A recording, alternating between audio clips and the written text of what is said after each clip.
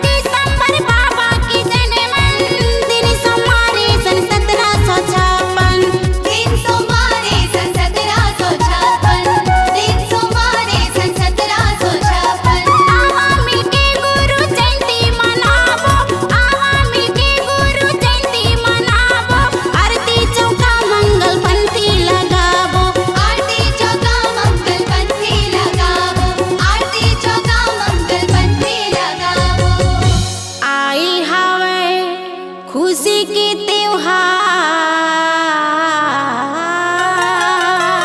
आई हवे, खुशी के त्योहार ए घर घर मनाई ले बुना।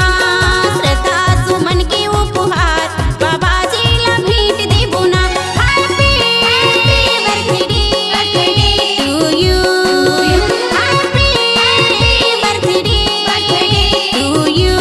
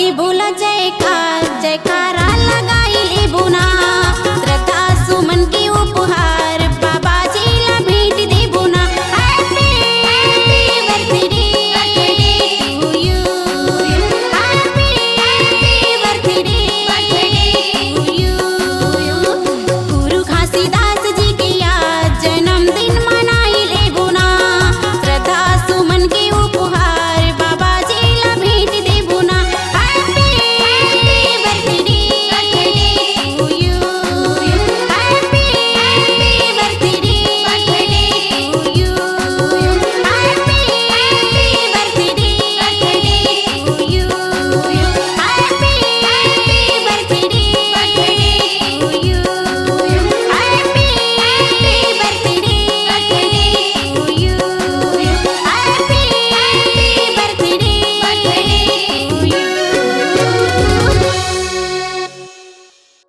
आपकी आवाज ही आपकी पहचान है।